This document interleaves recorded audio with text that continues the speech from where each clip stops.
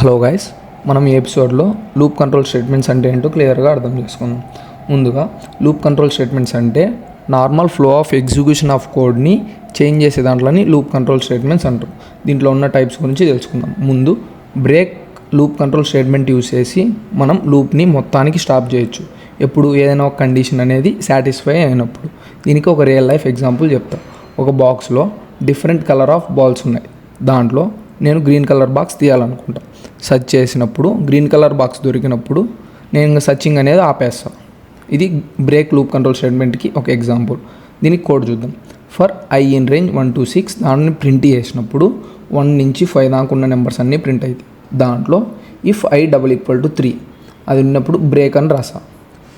ఇప్పుడు ఏమవుతుంది, ఆ కండిషన్ అనేది సాటిస్ఫై అయినప్పుడు ఇంకా లూప్ అనేది స్టాప్ అవుతుంది.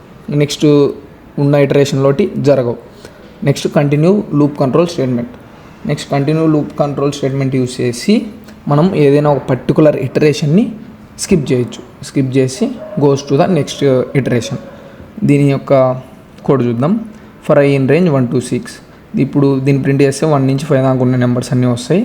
దాంట్లో ఇఫ్ i = 3 కంటిన్యూ ఇది రాస్తే ఏమవుతుందంటే ఆ కండిషన్ సాటిస్ఫై అయినప్పుడు వచ్చే నెంబర్ అనేది స్కిప్ అయిపోతుంది.